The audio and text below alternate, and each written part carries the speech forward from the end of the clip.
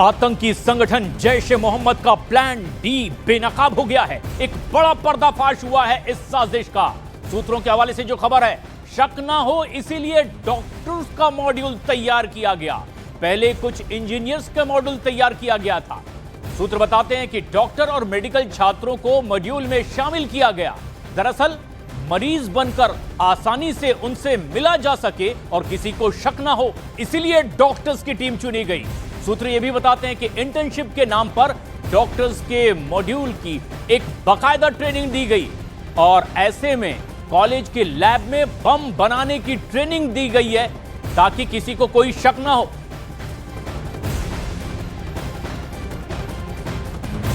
लाल किले पर हुए धमाके के बाद लाल किला मेट्रो स्टेशन का गेट जो पिछले 5 दिनों से बंद था, अब उसे खोल दिया गया है। लाल किले पर हुए धमाके के बाद अब लाल किला मेट्रो स्टेशन पर जो आवाजाही है सामान्य रूप से वह शुरू हो गई है और इसके जो सारे गेट हैं, दिल्ली मेट्रो रेल कॉरपोरेशन ने यह फैसला लिया है कि सारे मेट्रो गेट इसके खोल दिए जाएंगे। और इस वक्त हम गेट नंबर 1 पर मौजूद हैं लाल किला के। इसको आज सुबह फैसला लिया गया डीएमआरसी द्वारा खोले जाने का। इसके बाद यहाँ से अब सामान्य जो पब्लिक है वह आ जा रही है।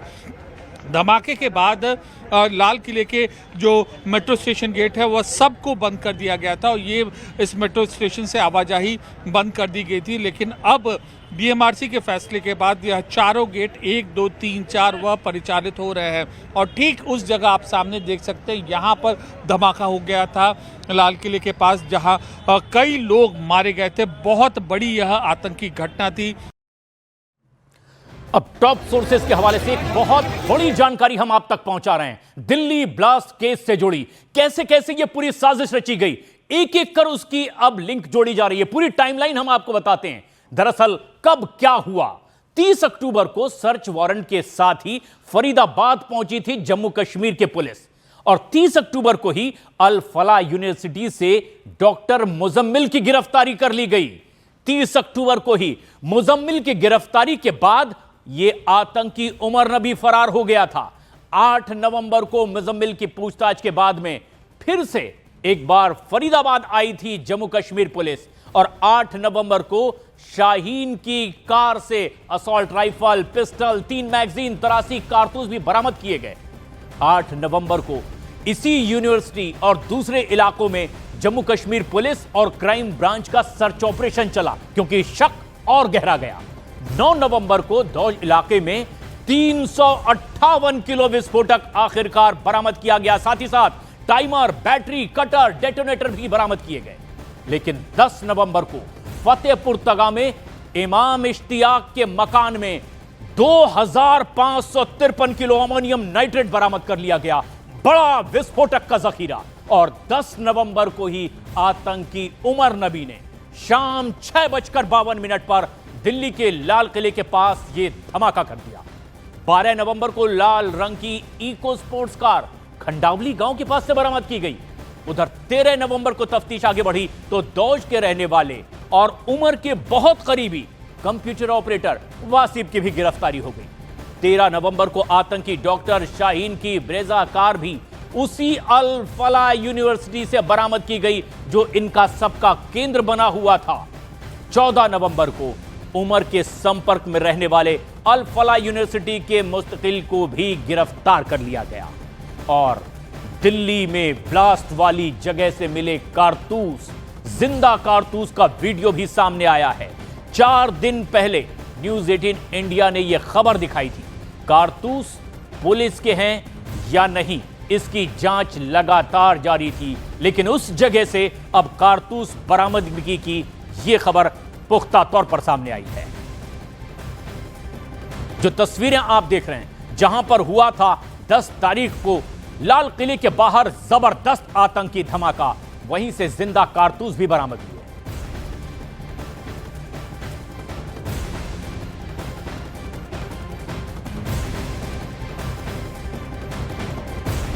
लेकिन दिल्ली ब्लास्ट की जांच अब बहुत महत्वपूर्ण मोड़ पर पहुंच गई है क्योंकि हरियाणा से दिल्ली तक के कुल मिलाकर 43 सीसीटीवी में उमर और उसकी वही i20 कार नजर आ रही है जिसकी जांच पड़ताल भी चल रही है और एजेंसियों और पुलिस की कार्रवाई को अब इस सीसीटीवी फुटेज ने और आसान बना दिया है। सीसीटीवी की जांच में जो खुलासा हुआ उसके मुताबिक बहुत गौर करने वाली कुछ चीजों पर आप नजर डालिए।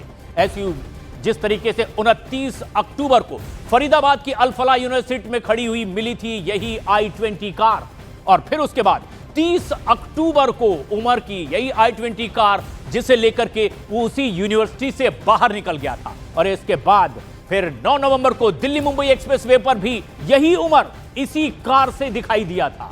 लेकिन खास बात यह है कि इस तरह की पड़ताल अब कड़ियों के साथ आगे लगातार बढ़ती चली जा रही है और यह पता चल रहा है कि यही आतंकी उमर अब लगातार एक के बाद एक कई जगह कुछ ऐसी ही तैयारी कर रहा था अपनी उसी i20 कार में, और दिल्ली मुंबई एक्सप्रेसवे पर भी यह दिखाई दिया था। और प्लान के तहत i20 कार दिल्ली की तरफ ये फिर बढ़ती दिखाई दी थी। और ये सबसे अहम बात थी कि क्या सब कुछ तय था, क्योंकि 10 नवंबर को सुबह 8 बजे विस्फोटक भरी हुई कार दिल्ली पहुंच भी चुकी थी और फिर 10 नवंबर को कई वीवीआईपी इलाकों से होकर के ये विस्फोटक भरी हुई कार उन्हीं के सामने से गुजर रही थी।